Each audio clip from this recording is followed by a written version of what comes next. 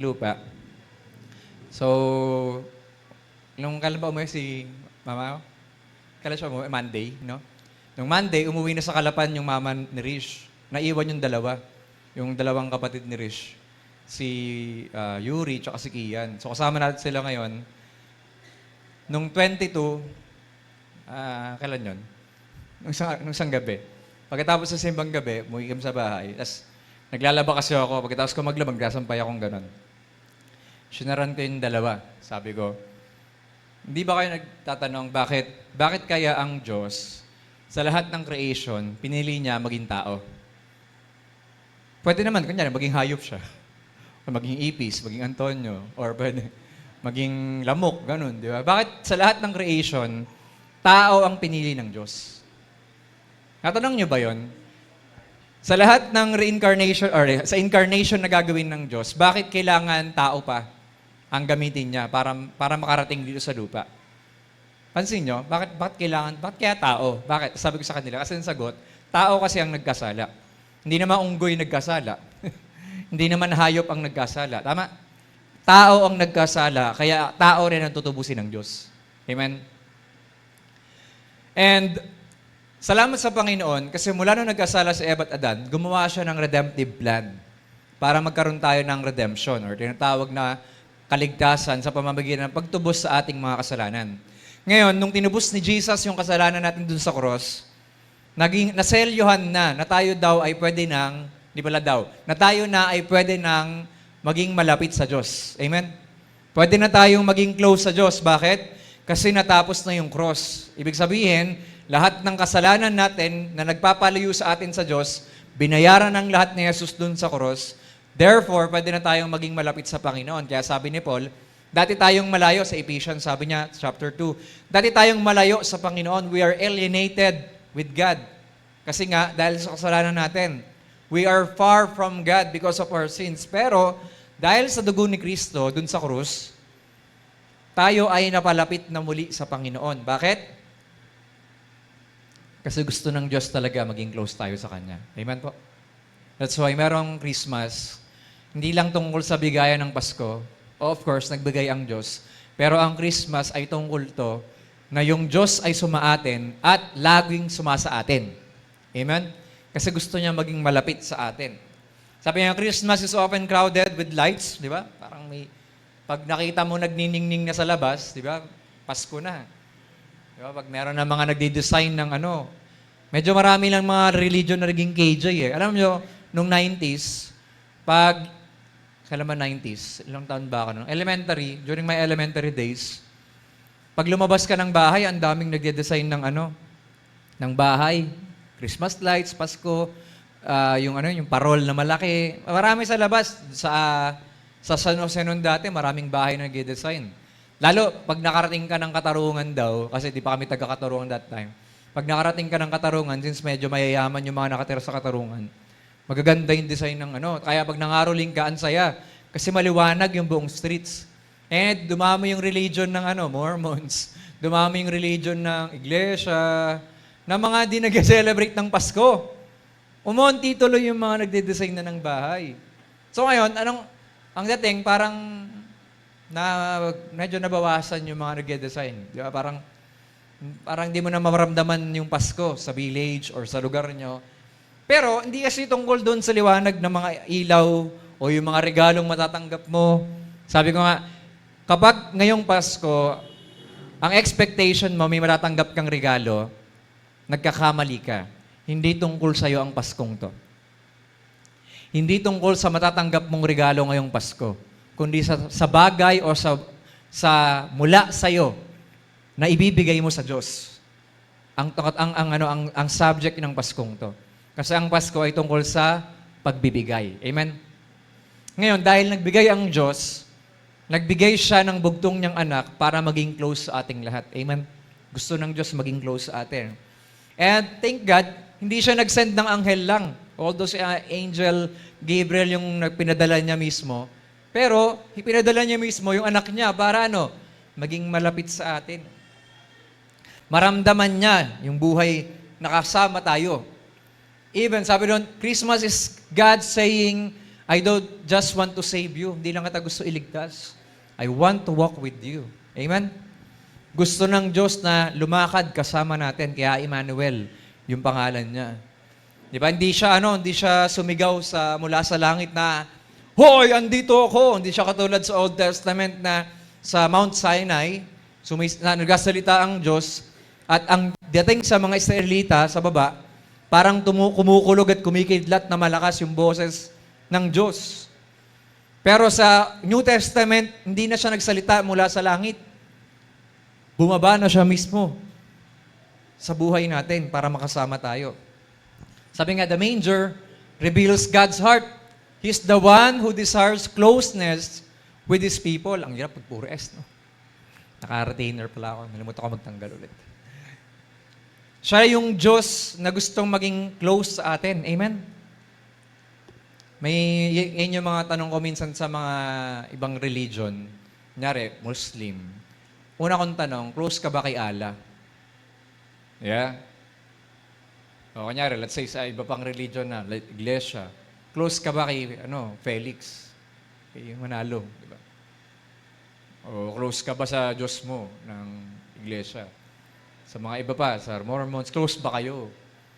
Di ba? Well, sa mga Catholic, close daw sila kay Mama Mary kasi mama nila eh. Pero yung reality, close ba kayo sa Diyos? Yun eh. Yun yung malaking tanong dyan eh. Kung yan yung sinusunod nyo, close ba kayo sa Diyos ng sinusunod nyong tradisyon? Question ka rin sa lahat ngayon. Sa taong 2025, how close are we sa relationship natin sa Diyos? Diba? Malalapit na matapos yung taon. 3 sermon na lang, tapos na yung taon natin. Ngayon, sa Sunday, tsaka sa 31, pagod service. Tapos na yung taong to. Pero gaano tayo naging close sa Diyos sa taong to? Sabi nga, ang Diyos, yung intimacy, nagsimula siya nung dumating siya dito sa buhay natin. Sabi nga, intimacy begins when God comes near to us, yung tinatawag na incarnation. Ito yung pinipreach ni Pastora Megan nung nag-preach siya nung simbang gabi. Naalala niyo pa? Na inalis ng Diyos yung takot sa mundo. Naging tao yung Diyos para lang makasama tayo. The Word became flesh and dwelt among us. Yun yung John 1:14. John chapter 1 verse 1, in the beginning was the Word and the Word was with God and the Word was God. So yung salita, yung berbo, siya yung Diyos. Nakasama niya ang Diyos, pero siya yung Diyos. And the Word became flesh. So Jesus mismo, naging tao siya. Nagkaroon siya ng katawan na kagaya natin. That's why, sa Jesus lamang yung karapat-dapat na magligtas sa atin kasi siya lang yung legal na mula sa pagiging fetus hanggang sa naging baby, naging kabataan, naging ganap na tao siya.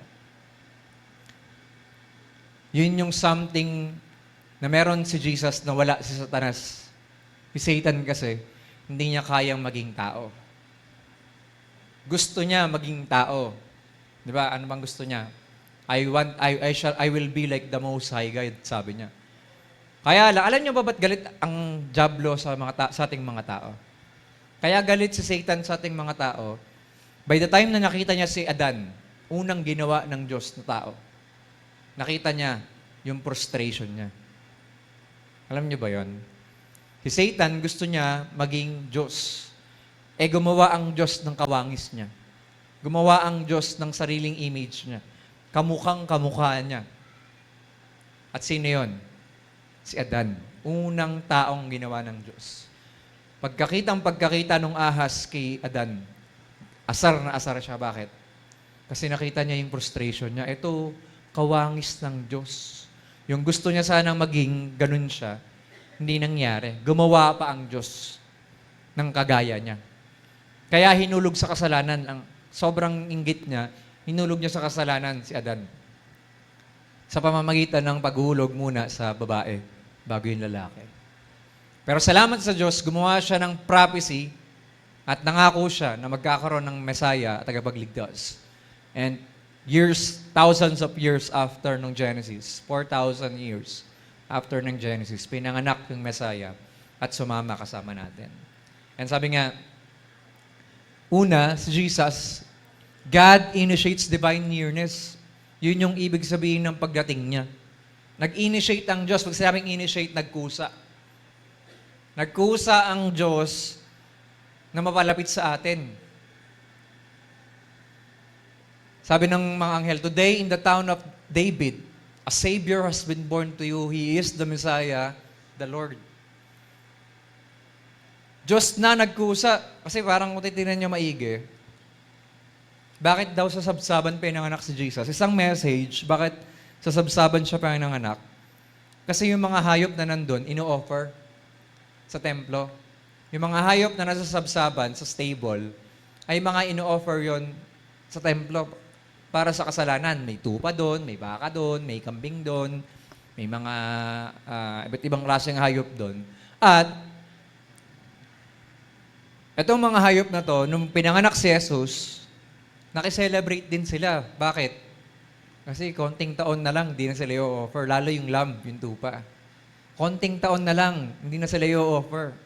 Kasi after i-offer ni Jesus yung sarili niya dun sa cross, tapos na ang animal sacrifice system.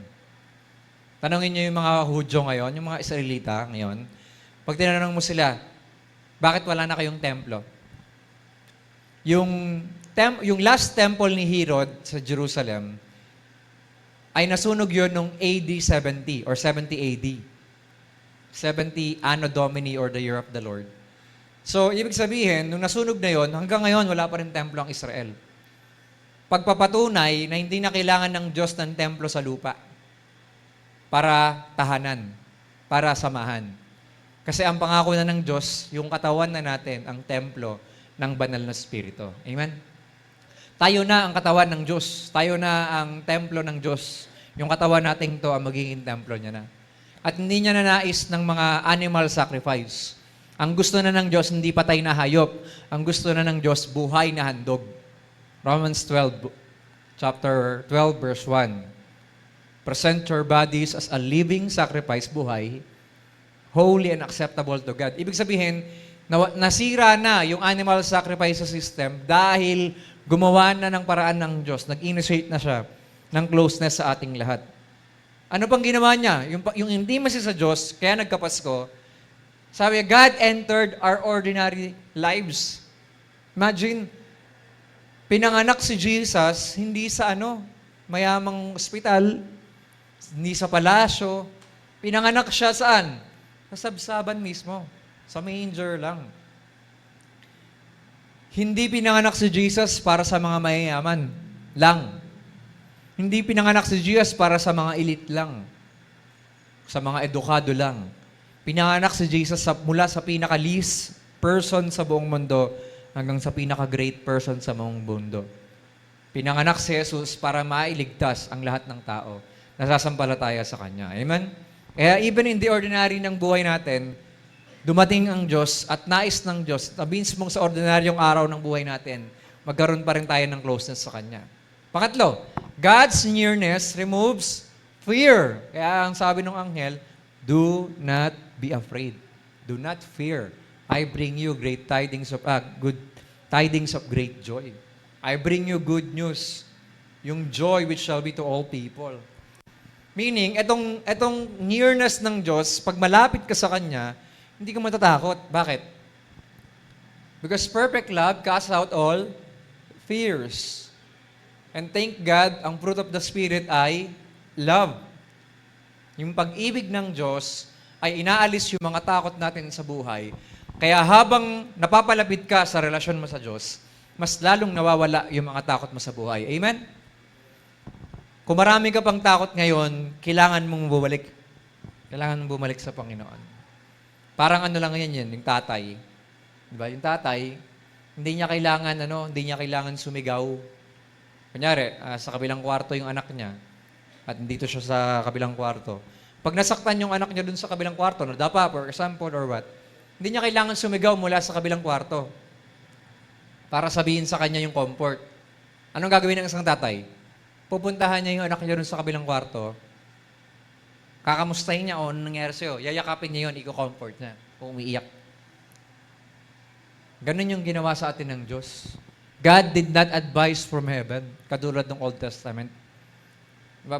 Basa kayo, Old Testament, Exodus, Leviticus, Numbers, Deuteronomy. Nagsasalita ang Diyos mula sa thunders, mula sa clouds. Thick, dark clouds, nagsasalita ang Diyos. Moses, Moses. Takot na takot yung mga tao. Sabi ng mga tao kay Moses, Moses, ikaw na lang makipag-usap sa Diyos, natatakot kami sa Kanya. Hindi namin kaya i-bear yung lakas ng boses niya. God did not advise from heaven. He came down to hold us. Amen? Kaya pag nagbasa ka na ng Matthew, for example, nakita niyo yung may ketong na lalaking lumapit kay Jesus. Kadiri yun, may ketong. Bawal mong hawakan yun. Bakit? Pag hinawakan mo yun, unclean ka, madumi ka. At pag unclean ka, dahil hinawakan mo yun, dadaan ka sa purification rites. Mag-o-offer ka ng ganito sa templo, tapos i-check ka ng pangapare, tapos pag na-check na kung okay ka, kung clean ka, pwede ka nang umalis. Maligo ka lang, malinis ka na. Pero pag hindi, i-isolate ka pa, tapos malalam, ang daming proseso. Just for the purpose na maging malinis ka. Pero itong si Jesus, nung lumapit sa kanya yung may ketong, ang sabi ng ketongin, Lord, have mercy on me. If you are willing, you can cleanse me. You can make me clean, sa ibang translation. So sabi ni Jesus, I am willing. And sabi doon, and Jesus touched the man, be clean. Hinawakan ni Jesus yung ketongin. Hindi niya na kailangan dumaan sa mga rites ng purification. Bakit? Right away, gumaling yung ketongin. Ang sabi ni Jesus, bumalik ka, pumunta ka sa templo, magpakita ka sa pare, at i-announce kanyang malinis na. Ano pa? Yung babaeng dinudugo. Alam niyo yung 12 years nang may hemorrhage. Yung 12 years nang may period, monthly. Monthly lang ang mga babae, di ba? Pero sa kanya, 12 years straight, dinudugo siya. At sa isang babaeng dinudugo, dideklara ka sa Leviticus na unclean. Madumi ka. Yung babae, sobrang ingat nang hindi mawakan si Jesus sa katawan. Kaya ang hinawakan niya lang, yung pinakadulo lang. Yung kanyang garments. Yung hem, kung tawagin. Pero yung hem na yun, paghahawak ng babae, doon nahawakan niya. Kaya siya terrified kasi naku po, baka madeklarang unclean si Jesus. Nadamay pa siya. Pero tinawag niya yung babae na, daughter, your faith has made you whole. Diba? So makikita natin, yung Diyos mismo, kaya nagkapasko, He initiates relationship. He wants closeness. Gusto niya maging malapit sa atin. Gusto niyang alisin yung lahat ng takot mo, lahat ng mga pagkabagabagan or lahat ng mga worries natin sa buhay. Kaya nga, hindi lang ngayong Pasko, that every day, stop treating God in a distant. Parang malayo ka lagi. Parang feeling mo malayo yung Diyos sa'yo. Hindi po. Lumapit na ang Diyos sa ating lahat. Ginawa niyang tahanan yung katawan natin. Kung nasaan tayo, nandun siya. Bakit? Kasama natin ang banal na Espiritu. Kung umuwi ka sa bahay, nandun siya kasi nandun ka. Pag pumunta ka ng school, nandun siya kasi nandun ka. Kung saan ka magpunta, nandun ang Diyos kasi nandun ka. Amen? You are representing the presence of God wherever you go. Ang tawag doon, carriers of God's glory. Nire-represent mo yung presensya ng Diyos kahit saan ka magpunta. Stop treating Him na parang ang layo pa rin ng Diyos sa'yo. Malapit na ang Diyos sa atin. Siya na yung lumapit sa atin. Amen? The only thing that we need to do is to come close. Lumapit ka. Yung invitation pa rin ni Jesus, come unto me. Lumapit ka sa akin. All you are weary and heavy laden. Yeah. And sabi nga, lumapit ka sa Diyos, makipag-usap ka sa Kanya sa prayers mo, na close ka talaga sa Kanya, na may relasyon sa Kanya. Alam niyo, huwag natin kakausapin ng Diyos na, Diyos ko po, ganito po yung nangyari. Inagdadasal ko po. Na parang, yung mga terms natin sa Diyos, parang ang layo-layo ng relasyon mo sa Kanya. Lumapit ka sa Diyos sa basis ng relationship mo sa Kanya. You are a child of God. He is your Father. Amen? Tumawag ka sa Kanya bilang Ama. You are close to your Father because of the Son of God. At dahil yon sa Jesus ay pinadala ng Diyos Ama. Sa pananampalataya natin kay Jesus, naging anak ka ng Diyos at yung banal na Espiritu ay nanahan sa'yo. You are now close to the Father. Amen?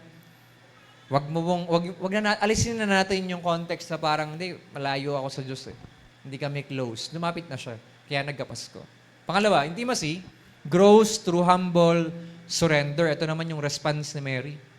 Be it unto me, ba? Behold, I am the servant of the Lord. Let it be to me according to your word. Nag-submit siya dun sa kalooban ng Diyos.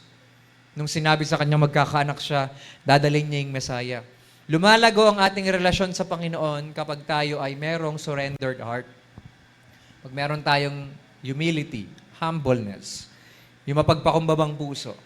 Sabi nga, ito pa pala, sa Luke 1:30, sabi doon, but the angel said to her, do not be afraid, Mary. Pansin nyo, whether dun sa mundo, yung mga anghel, nag-declare ng do not be afraid, even kay Mary, huwag ka matakot. You have found favor with God. Intimacy listens to God's word. Kung talagang meron kang close relationship sa Diyos, makikinig ka kung ano yung mensahe niya sa'yo. Amen? Makikinig ka sa salita ng Diyos. Ano ba talaga yung pinapagawa ng Diyos sa'yo? Makikinig ka. Sometimes, naalala niyo yung day one natin? Naalala niyo yung day one natin ng Simbang Gabi? Sometimes, kailangan mo lang ng Elizabeth para i-encourage kang sumunod sa calling mo. Di ba? Kailangan mo lang ng Elizabeth para i-encourage ka na i-embrace yung calling ni Lord sa buhay mo. Sino kaya ang Elizabeth na mag-i-encourage sa inyo? Para i-embrace, tanggapin yung panawagan ng Diyos sa buhay mo. O ikaw rin kaya ay magiging Elizabeth para i-encourage yung mga tao na sumunod sila sa Panginoon. Diba? Kapag meron kang malapit na relasyon sa Diyos, lumalago yan habang ikaw ay sumusunod at nakikinig sa nais niya sa buhay mo. Just try to imagine Joseph. Kung hindi siya sumunod sa Panginoon, di ba sabi ng Bible, secretly, hihiwalayin na ni Joseph si Mary. Kaya lang, dahil dreamer siya, natulog siya, at winarningan siya ng Diyos, kanina binasa natin, na huwag mong hiwalayan si Mary. Take her as your wife. Bakit? Kasi dinadala niya yung Messiah mismo. I-imagine ko, paano kaya kung di sumunod si Joseph? Eh di single mom si Mary. Napakahirap kaya maging single mom. Pero praise the Lord, gumawa ang Diyos ng paraan in order na ma-portray pa rin na yung Messiah ay merong somebody na magpoprotekta sa kanya at yun ay si Joseph bilang tatay at bilang asawa kay Mary. Okay? Ano pa? Intimacy Next. At ganun. Yung mga verses pala to. Yan. Intimacy says yes even when it costs. Yung closeness natin sa Panginoon, kahit masakit, kahit mabigat sa'yo, yung pagsunod na gagawin mo, mag-yes ka pa rin. Amen? Ang ginagawa ng Diyos, habang napapalapit tayo sa Kanya, nalalaman mo kung ano yung desire ng Diyos sa buhay mo. Habang nagiging close ka sa Diyos, nalalaman mo yung perfect plan niya sa buhay mo. At habang nalalaman mo yung plano ng Diyos sa buhay mo, at habang sinusunod mo ng sinusunod yung nais ng Diyos sa buhay mo, nag-yes ka ng yes kahit pa it costs you something. Masakit yun kapag merong nawawala sa'yo sa pagsunod mo sa Panginoon. Pero regardless, kahit masakit, susunod pa rin. Bakit? Kasi mahal natin si Lord. Amen? Yun yung intimacy dun Dahil mahal natin ang Panginoon, mag-yes ka pa rin sa Panginoon kahit ano mangyari. Gaya ni Mary, kahit masisira ang reputasyon niya, nag-yes pa rin siya sa Panginoon. Bakit? Kasi bibit-bitin niya yung Messiah. And after an encouragement ni Elizabeth sa kanya, sumunod siya at nag-rejoice pa siya. Nagalak pa siya sa pag-embrace niya ng calling niya. So ano yung mga pinapagawa sa atin ng Panginoon? Bago magtapos yung taong to, ano yung mga pinapagawa sa iyo ng Diyos na hanggang ngayon hindi mo pa rin nagagawa? If Jesus said yes to the Father para dun sa cross, anong rason mo ba't di ka mag-yes sa Kanya? Ano pa? And the angel of the Lord, the Holy One to be born will be called the Son of God. Pangatlo, intimacy Trust God's plan over personal security. Pag meron kang closeness or malalim ang relasyon mo sa Diyos, pag close kayo ni Lord, mas pipiliin mo yung plano niya kaysa yung plano mo. Amen? Usually, may mga sarili tayong plano sa buhay. Pero mas the best pa rin yung plano ng Diyos. Diba? His ways is still the best way. Yung plano pa rin ng Diyos is still the best plan. You can make plans, but the final outcome is in the Lord. Ganun pa rin. Sa Panginoon pa rin ang plano ng yung dapat maganap sa buhay natin. Parang ano lang yan eh. Merong God's best ang Diyos sa'yo. However, hindi maganap yung God's best kasi meron ka pang bagay na hindi sinusunod sa Diyos. Ulitin natin. Ang pagpapala ng Diyos ay sumusunod sa mga sumusunod sa Diyos. Amen? Ulit, ang pagpapala ng Diyos ay sumusunod sa mga sumusunod sa Diyos. Habang sumusunod ka sa Panginoon, yung pagpapala niya na para sa iyo dapat, matatanggap, yung inaantay mong pagpapala ng Diyos or blessing ng Panginoon, darating at darating yon habang sumusunod ka sa Kanya. Kaya hindi natin natatanggap yung pagpapala na para dapat sa atin kasi may mga bagay tayo na wini-withhold pa. May mga bagay tayo hindi pa rin sinusurrender. Or may mga bagay o inuutos ang Panginoon na hindi pa rin natin sinusunod. The moment you surrender your heart, your life to God, the moment you obey God, that's when God will do His part para i-bless ka. So kaya kung talagang gusto mong maging malalim ang relasyon mo sa Panginoon, begin with this. Lord, I trust your plan. Your perfect plan, your perfect will, hindi yung sa akin. Not my will, but yours be done. Yun pa rin palagi ang outcry ng puso natin when it comes to intimacy with Him. In all your ways, acknowledge Him, and He will direct your path. Amen? Sabi nga, like a door, parang pintuan, that must be opened from the inside, God will not force intimacy. Hindi ka papersayin ni Lord, oy, maging close na tayo, Alpi. Bashan, maging close na tayo. Hindi pipilit ni Lord John. Until you open the door from the inside. At pagbuksan mo si Jesus, Lord, come in. Until ikaw yung mag-decide na magkaroon talaga ng malalim na relasyon sa Diyos. Maging intimate talaga sa Kanya. Ano lang mangyayari? Hindi ka papersayin. Hindi ka pipilitin ng Diyos. Hindi sapilitan ng pagiging close sa Diyos. Sabi, Mary opened her heart and said yes. God entered her life in a miraculous way. We want God's best. Gusto natin ng best ni Lord para sa atin. We want God's blessing na pagpalain tayo ng Diyos. Gusto natin na mangyari yung kalooban ng Diyos sa buhay natin. Then let Him enter. Yeah. Pag kumatok siya, papasukin mo siya. Magugulat ka kung paanong binigyan ng pabor ang Diyos si Mary sa buong entire life niya. Hanggang ngayon, favorable pa rin si Mary hanggang ngayon. Bakit? Kasi nag-yes siya. Gaano kaya karami sa atin dapat na pinagpala na sana tayo ng Panginoon kung sumunod lang tayo. Pero hanggang ngayon, hindi pa rin nangyayari. Challenge yan sa lahat. Tanong, anong bagay ngayong Pasko ang pinapasuko sa iyo ng Diyos? Diba? Ano kaya? Ano kayang bagay ngayong Pasko ang pinapasuko na sa iyo ng Panginoon? Na dapat mo nang isurrender sa Kanya para lumalim yung relasyon mo sa Kanya. Because obedience opens the door to deeper fellowship.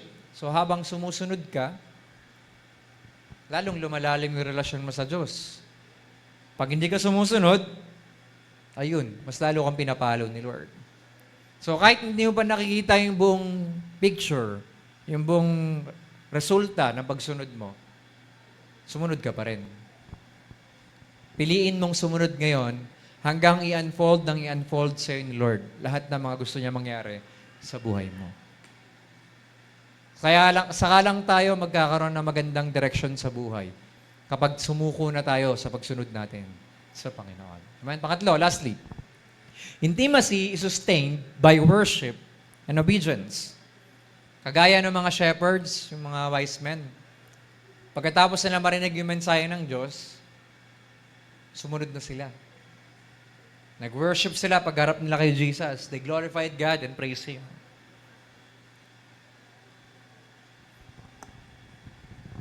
Ang totoong intimacy with God, ang totoong malalim na relasyon sa Diyos, may transformation dapat. Alam nyo, be careful ngayong generation na to. Sa time natin today, nasa generation tayo na kung saan ang pagiging Kristiyano ay label na lang. Ang pagiging Kristiyano ay parang tungkol sa'yo. Sa maraming preachers, pastors, teachers na nagtuturo sa simbahan, Sunday by Sunday, every prayer meetings, sa madalas, ang lagi mo nang maririnig na ang pagiging Kristiyano ay tungkol sa'yo. Dapat feeling mo okay ka. Dapat feeling mo pag Christian ka, ganito ka. Christianity is not about you. It's all about Christ. Amen? Dumadami na ang mga Kristiyano na ngayon na Kristiyano lang. Pero hindi tagasunod ni Kristo. Marami ng Christian today na naniniwala lang pero hindi naman sumusunod sa Diyos. Hindi lalalim ang relasyon natin sa Panginoon kung hindi natin yung isustain ng pagsamba at pagsunod sa Diyos. Natuwa ako kanina, nagbasa si Franz ng scripture reading. Bigla ako na-remind, uy, yun yung Bible na binigay ko kay Rafi. Luma na. Yung Pilipinas kasi na NIV yan eh. Naluma na. Ayos Mukhang ginagamit talaga. Lalalim ang relasyon mo sa Diyos habang nakikilala mo siya. Masusustain ka ng intimacy mo with God habang kinikilala mo siya sa salita niya. Habang sinasamba mo siya, pinaglilingkuran mo siya. Habang sumusunod ka sa Kanya. I tell you this, hindi lalalim ang relasyon mo sa Diyos kung lagi ka naman pasaway sa Kanya. Ang totoong lumalalim na relasyon sa Diyos, sinusustain niya ng totoong pagsamba at pagsunod sa Diyos. Amen? Sabi nga, those who truly encountered Jesus did not live unchanged. Kung talagang nakilala mo si Jesus, kung talagang na-encounter mo siya, hindi pwedeng wala nagbago sa buhay mo. Hindi pwedeng makasalanan ka bago mo ma-meet si Jesus at nung na-meet mo na siya, makasalanan ka pa rin. Lulong ka pa rin dun sa kasalanan mo. Hindi pwedeng ganon. There must be a change. Natutuwa ako pag nakikita ko yung post ng pinsan ko, si Perry. Yung naglilinis na aircon natin, ay by the way, Dims, magpapalinis na tayo, malapit na matapos taon. So yung mga aircon natin, ang naglilinis niyan, yung pinsan ko si Perry. Natuwa ako sa isang post niya na nakaraan. Kahapon lang yun. Tumakbo siya, di kasama niya mga tropa. Nakalagay, mag-inom, X. Tumakbo, lumakad, mag-jogging, tumakbo. Yan, check. Bagong buhay na. Kasama ni Rapi tumakbo yun eh. Baka masama ni Rapi yun susunod. May pagbabago. Bakit? Kasi sabi, nung huling kita namin, nagpalinis ako sa bahay ng aircon. Sabi ko, Perry patanda na tayo Hindi na tayo pabata.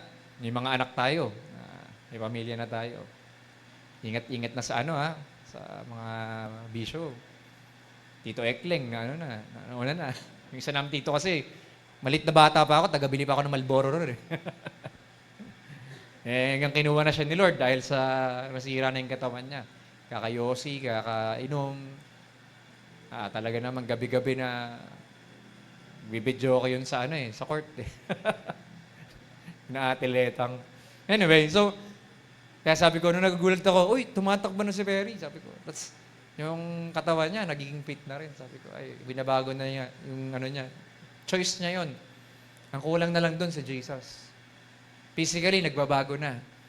Pero pag spiritually na-meet mo si Jesus, hindi pwedeng hindi ka nagbago. Merong mababago at mababago sa'yo. Intimacy with God always produce transformed living. Amen? Habang nagiging close ka sa Diyos, nagbabago na nagbabago yung attitude mo, yung relationship mo sa mga tao, nagbabago yan. Sabi ko nga sa dalawa, yung kapatid ni Rich, hindi tayo kailangan maging mabait para iligtas tayo ng Diyos. Kailangan natin manampalataya kay Jesus para iligtas niya tayo. Pero, ang resulta ng kaligtasan natin, binabago ng Diyos yung buhay natin. Kaya tayo gumagawa ng mabuti kasi ligtas na tayo. Amen? Yung resulta ng salvation mo ay yung good works mo. Amen? Hindi yung kaya ka nagkaroon ng salvation kasi mabuti ka. Hindi. Kaya ka naligtas kasi gusto ng Diyos na ipakita mo sa lahat yung kabutihang loob na meron siya. Kaya magiging totoong malalim ang relasyon mo sa Diyos kung nagpo-produce ng pagbabago yan sa buhay mo. Sabi nga, intimacy, trust God's... Ay, ba't ganito? Mali to. Sorry. Etong mga... Yan pala, sorry. They sought Jesus intentionally. Etong mga shepherds at saka itong mga wise men, imagine, no, yung mga shepherd, nagpapastol, iniwan yung mga tupa. Nakwento ko ba yun nung day 1? Yung mga shepherds na nagpapastol sa gabi, iniwan nila yung mga tupa nila, pumunta sila doon sa sabsaban kay Jesus. Alam niyo ba't matapang yung mga shepherds sa iwan yung mga tupa? Kasi nandun pa yung mga anghel, nagkakantahan pa. Okay lang, dyan lang kayo ha. May mga anghel naman dyan eh. Tapos, yung mga wise men naman, for 2 years time, nag-travel yun. We have seen the star in the east. We have come to worship Him. Nag-travel sila, tagal. Mga naka-Lamborghini yun. Camel. Camel lang gamit nila. Lakad. Sakay sa camel. Pag napagod, lakad ulit. May sacrifice. Pero anong meron doon? Intentional. Sinik nila sa Jesus. This Christmas, o bukas na yun, mamaya na pala. Be intentional na hanapin mo si Lord. Be intentional na makilala siya. Be intentional na magkaroon ka ng malalim na relasyon sa Kanya. Amen? Ayan, we saw a star when it rose and have come to worship Him. Nakita namin yung star niya and we want to worship Him. Naparito kami para sumamba sa Diyos. Be intentional na kaya tayo nandito rin para sambahin yung Diyos natin. Amen? Pangalawa, they worship Him wholeheartedly. Diba? They saw the child with His mother Mary. They bowed down and worship Him. Nag-open pa ng gifts of gold, frankincense, and myrrh. Regalo para sa hari, regalo para sa high priest, regalo para sa Savior. Wholeheartedly, buong puso. Kaya sabi ko sa inyo, walang totoong Kristiyano na madamot. Amen? Amen po. Ulit din ko, walang totoong Kristiyano na madamot. Pag madamot ka, check mo kung talagang Kristiyano ka. Dahil ang pagbabago ng Diyos sa buhay natin, mula sa pagiging sarado ang kamay, hanggang sa pagiging bukas palagi. Sabihin, mapagbigay. Dahil binago tayo ng Diyos. Buong puso yan na tayo ay sumasamba sa Panginoon. Ano pa? They obeyed God immediately. Di ba? Nag-warning yung anghel ulit sa mga wise men.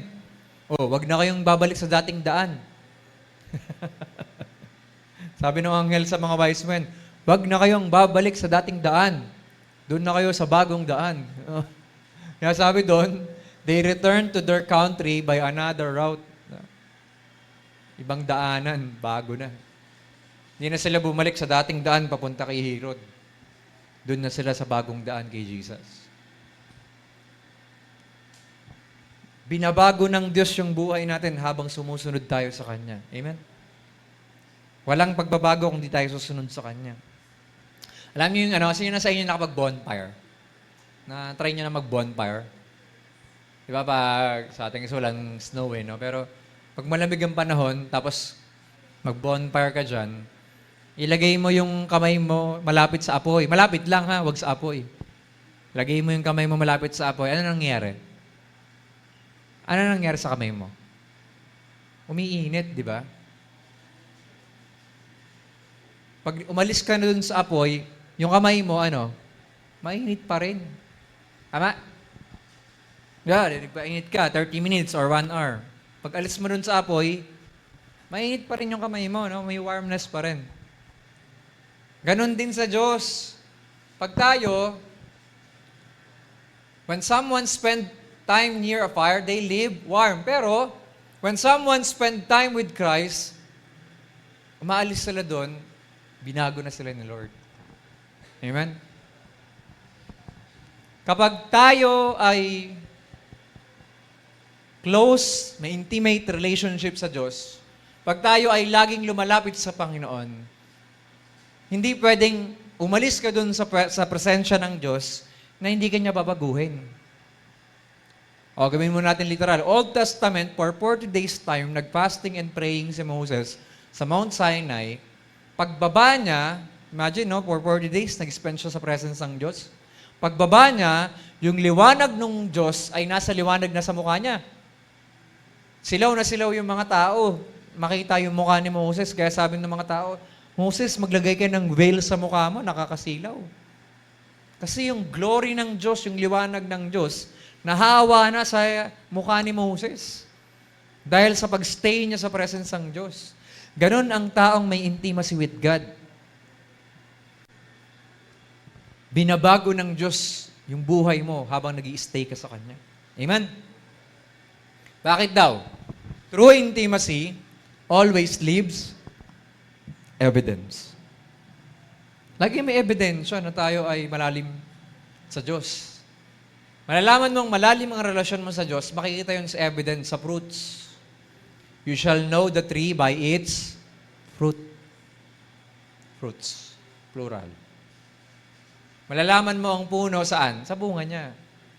Kaya ganun din sa atin. Malalaman talagang close ka sa Diyos kapag meron kang ebidensya na pinapakita, yung testimony nakikita.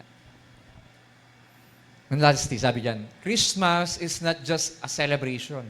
It is an invitation. Anong invitation? Yung Pasko po ay iniimbitahan tayo na ano? Una, na tayo ay maging malapit sa Diyos, to draw near to God. It is an invitation na ano?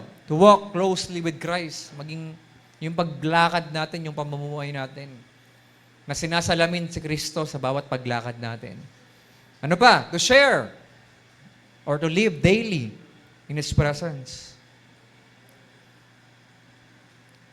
Kaya may Pasko, iniimbitahan tayo ng Diyos na nire-remind tayo actually. Samahan mo ko palagi. Isama mo ko palagi. Tinuro ko na ba yun sa inyo? Inclusive, exclusive prayer. Naturo ko na ba yan? Yung exclusive prayer, ikaw at si Lord intimately. Nagpe-pray ka. Si Lord lang, walang any distractions. Ang inclusive prayer, may ginagawa ka, nagpe-pray ka. Ibig sabihin, dun sa ginagawa mo, ini-include mo ang Diyos. Yung exclusive prayer, madalas siya, nagagawa yan ng mga single pa.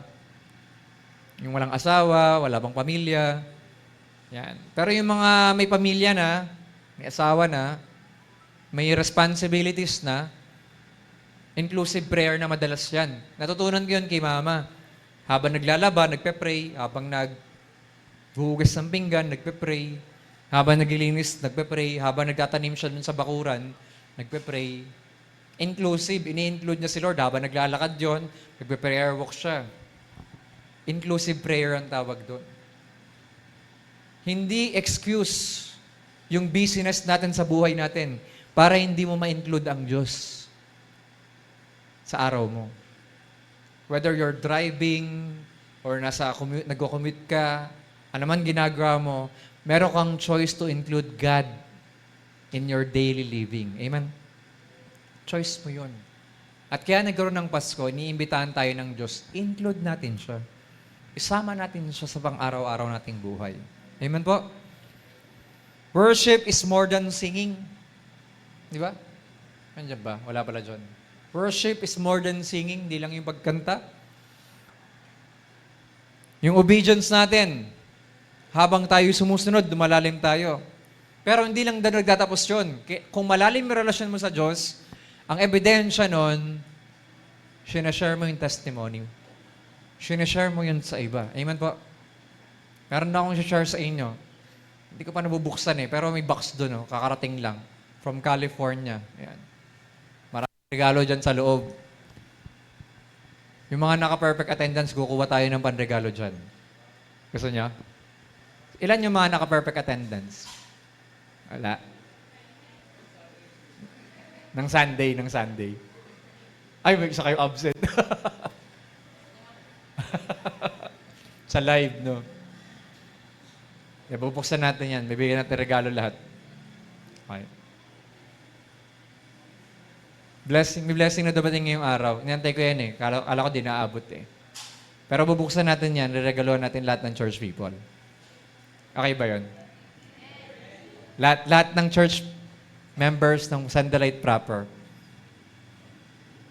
reregaloan natin ng galing dun sa box. Check muna natin, di ko pa alam laman yan eh. Ako hindi ko pa na-check. We'll share yung pagpapala ng Diyos kasi we're part of the family of God. Amen? And nawa po, hindi lang po ngayong Pasko, tayo ay maging close or ma-remind na, alam nyo, possible pala yun, no? Sino po nakailang simbang gabi na? Yung siguro lagpas 5. Meron ba? Lagpas 5, no? Meron, no? O yan, sina Teacher Mitch. Ibig sabihin, posible pala tayong mag-spend ng time sa Panginoon everyday. No? Hindi nyo ba na-realize yun? Possible pala magkaroon tayo ng service every night. And then, real talk lang. Posible pala na maka-attend tayo ng mga gawain kung gabi. Hindi. Ibig sabihin, kaya pala natin mag-spend ng time sa Panginoon. Kasi nakakapagsimbang gabi tayo every night. Tama po ba? Napansin nyo? Tuwing simbang gabi, kaya natin araw-araw umattend sa gawain ng Panginoon. Pero yung buong taon,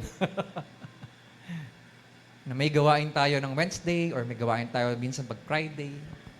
Diba? And one thing is sure dito, kung magiging ganun pa rin tayo pagpasok ng bagong taon, hindi nyo naintindihan yung mensahe ng Pasko ngayon.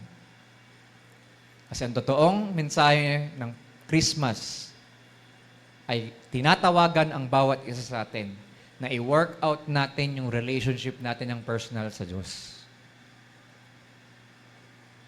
Sabi nga, Jesus was born not just to save us from sin, but to bring us back to God.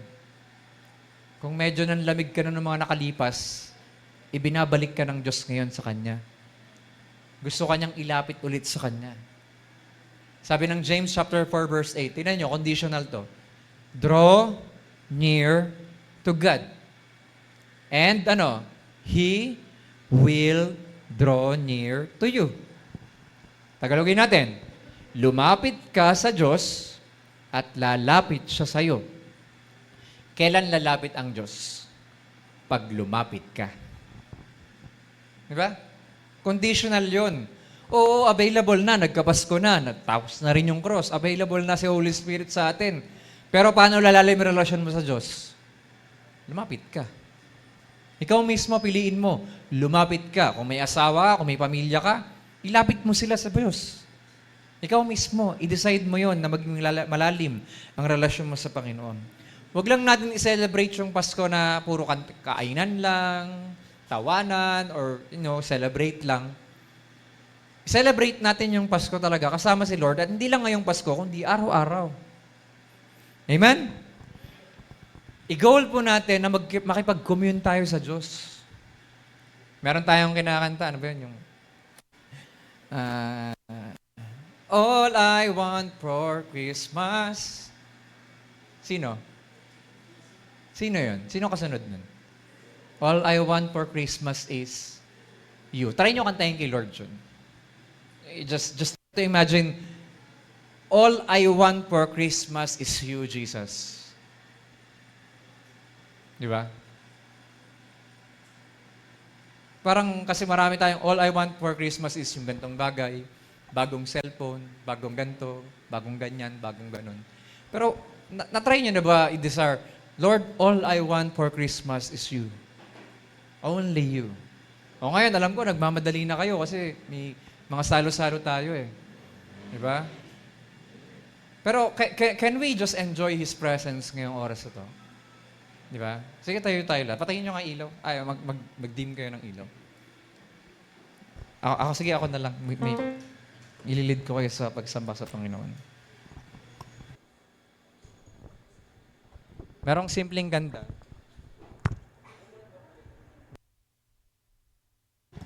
Song, praise.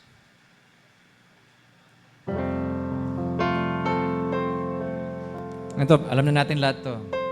This is my desire to honor you, Lord, with all my heart I worship you. Maging makatotohanan sa atin yung message na to. Maging prayer natin to personal. And all I have within me, I give you praise. All that I adore, all that I adore is in you.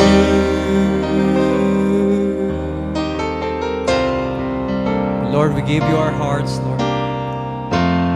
Lord, I give you my heart. I give you my soul. I live for you alone. Every breath that I take, every moment I'm awake. Lord, have your way in me. Lord, I give you my heart. I give you my soul. I live for you alone. Every breath that I take, every moment I'm awake. Lord, have your way in me.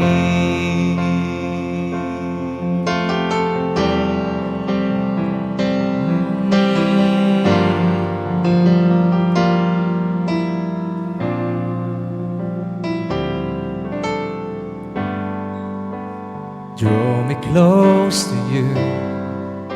This is my prayer, Lord. Never let me go. Lay it all down. Lay it all down again. To hear you say that I'm reminded song. You are mine. No one else. No one else will do.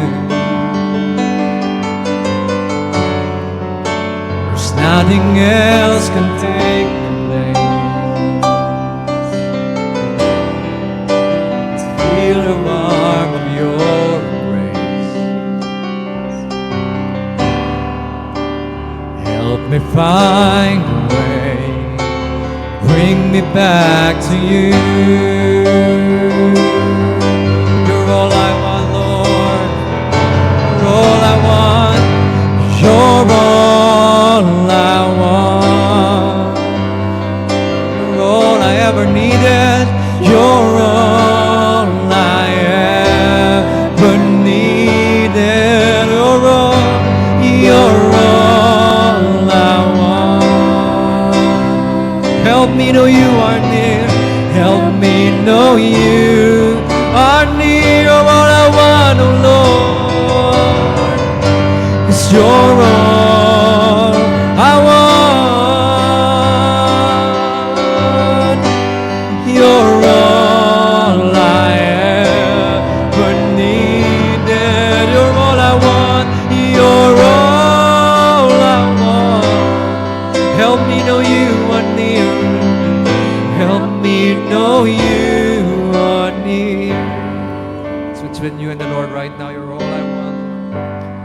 You're all I want. All I've ever needed. You're all I ever need. All I want, you're all I want. Help me know you are near. Help me know you are near. Help me know you are near. Oh, come, let us adore. Oh, come, let us adore Him. Oh, come, let us adore. Music team, samahan niyo ako. Him Christ, the Lord. Oh, come, let us adore. Oh, come, let us adore Him. Oh, come, let us adore Him. Oh, come, let us adore Him, Christ, the Lord. We give you all the glory. We give you all the glory. We give you all the glory. We give you all the glory.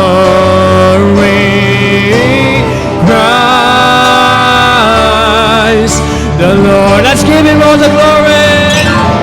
We give you all the glory. Open up your mouth and praise Him.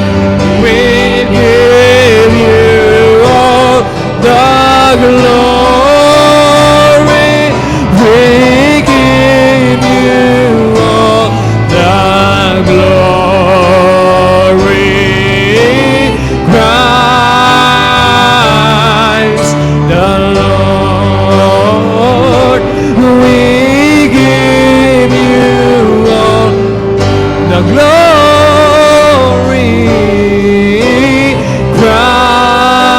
Christ, the Lord. For the last time, we give you all. We give you all the glory. Oh, Christ, the Lord. We give you all the glory.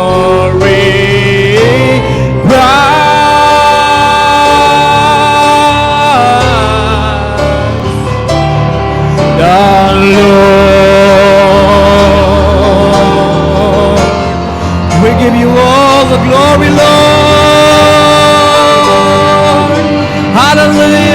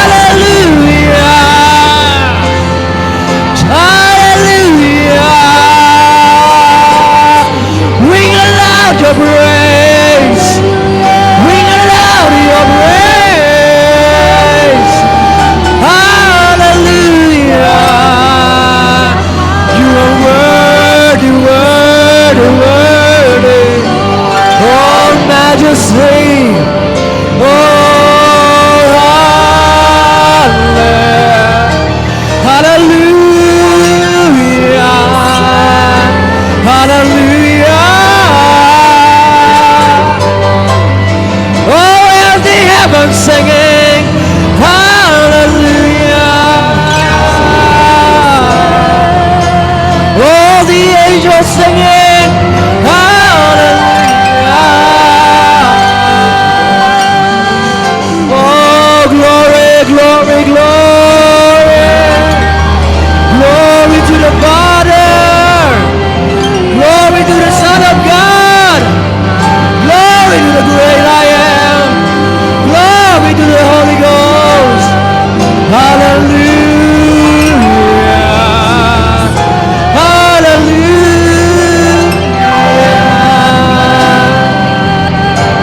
Give your best clap offering to the Lord. Clap your hands, all you people. Shout unto God with a voice of triumph. Hallelujah. Oh, thank you, Lord. Thank you, Lord. Hallelujah. Thank you, Lord. Thank you, Lord. Hallelujah. Sa lahat ng pinalaya ng Panginoon, pasalamatan mo siya at purihin mo siya ngayon. From the sunset springs ended. Hallelujah. Lahat ng mga kabigatan na inalis ng Panginoon ngayon, sumigaw ng hallelujah! Oh, thank you, Lord! Thank you, Lord! Hallelujah! Sa lahat ng tinaguyod ng Panginoon sa buong taon na to, sumigaw ng hallelujah! Hallelujah! Hallelujah! Kung ang Diyos ay naging mabuti sa iyo, sumigaw ka ng hallelujah! Thank you, Lord! Hallelujah! Hallelujah! Oh, God is good all the time, and all the time He is good. Thank you, Lord, for you are so good. You have been so good to us. You have been so faithful, Lord. Thank you, Lord. Hallelujah. Sa lahat ng pinagaling ng Panginoon, shout hallelujah! Thank you, Lord. Hallelujah. Kung nag-provide si Lord sa lahat sa buong taong to, sumigaw ka lang, hallelujah. Thank you, Lord. Praise God, praise God. Sa lahat na nagmamahal sa Panginoon, sumigaw ng hallelujah. I love you, Lord. Oh, we love you, Father. Thank you, Lord. Praise God, praise God. Hallelujah. Oh, Lord. Hallelujah. Amen, amen. Hallelujah. Hallelujah. Praise God. Thank you, Lord. Thank you, Lord. Lord, hindi po nakabase ang aming kagalakan sa mga nangyari sa aming buhay. The only basis of our joy is in our relationship, our intimacy with you, Lord. And thank you, Lord, for we have this fellowship with you. Oh, what a mighty God we serve. Hallelujah. What a glorious God we serve. Hallelujah. Hallelujah. Thank you, Lord.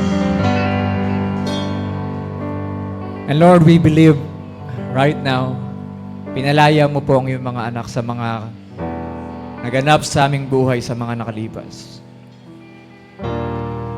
Nagkaroon man ng mga kalungkutan, kabigatan, Lord, na natili kang tapat, na nagbibigay ng kagalakan sa aming lahat.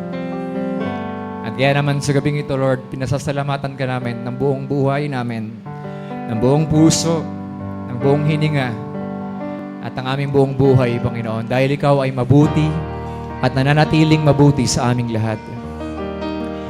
hindi ka nagbabago mula noon, ngayon at magpakailan pa man. Kaya mapurihin ka. Salamat po sa lahat ng ginawa mo sa amin, Lord. This church is a grateful and thankful church. We thank you, Lord, for everything that you have done. In the ups and downs, you have been faithful, Lord. In the good times and the bad times, you have been so good, Lord. Kaya purihin ang pangalan mo. In the laughters, in our cries, Lord, you've been so good. Sa mga mabigat at magaan na sitwasyon ng aming buhay, you have been so good, Lord. Sa mga mountaintop experiences and even the valley lows ng aming buhay, you've been so good, Lord. Kaya purihin ka, Ama. Purihin ka. And tonight, Lord, we just want to bless your name and thank you. Dahil ikaw ay nagtaguyod, iningatan mo kami sa maraming pagkakataon, Lord. At kaya naman sa gabing ito, Lord, tanggapin mo ang aming mga papurit pasasalamat sa iyo. Salamat sa presensya mo rin, Panginoon. Truly, Lord, you inhabit the praises of your people. Your presence right now is so glorious, so amazing, so awesome. You are so awesome in this place right now, Lord.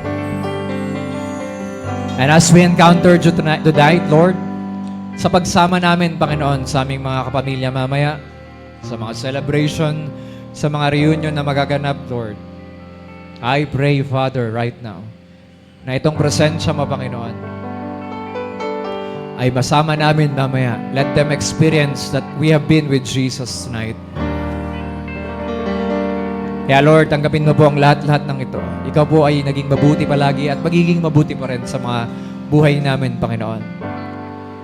And Lord, we ask for your goodness, for your grace to abound sa amin. Itago mo rin sa aming mga puso ang aming mga natutunan mula sa iyong mga salita, Lord. Maging goal namin mula sa araw na to hanggang sa susunod na taon at sa maraming taon darating na lalo kami maging malapit sa iyo, lalong lumalim ang aming pag-ibig sa iyo. Lalo namin mapalago yung personal intimacy namin sa inyo, Lord. Mas makilala ka namin, Panginoon, na mas malalim pa. Mas makilala ka namin sa iyong mga salita. Mas maging makatotohanan sa amin yung presensya mo sa bawat araw na lumilipas. Turuan mo kami, Panginoon, na laging sumunod sa iyo. Madinig po namin ang iyong tinig na nangungusap sa aming mga puso. At turuan mo kaming tumugon, sumunod sa pinabagawa mo sa aming buhay. And let the result of our obedience, Lord, bring joy to our hearts in the name of Jesus. For there's no joy, real joy, full joy, apart from your presence. For in your presence is fullness of joy. At your right hand there are pleasures evermore. And in your presence alone there's only this peace, the peace of God that surpasses all our understanding, ay lagi lamang namin nararanasan sa presensya mo. Kaya punuin mo po kami palagi ng kapayapaan mo, Panginoon, at pagpapala mo. And sa pagsamantalang pag-iwalay din namin namaya, Panginoon, cover us with your blood. Pagpalain mo po ang gabing ito, ang mga nagpunta sa lugar na to, ang bawat piyembro ng iglesyang ito. Even, Lord, sa mga nasa online, Lord, i-bless mo rin sila sa kanilang panonood.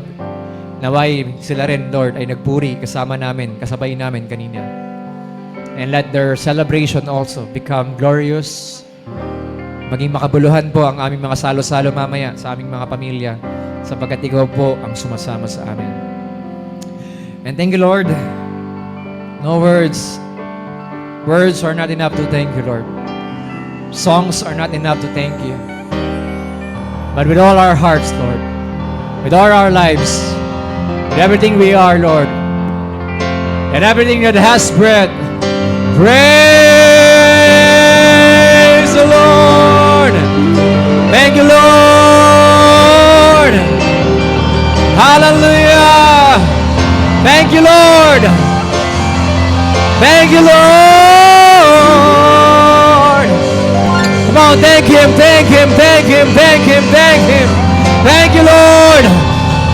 Somebody shout, hallelujah.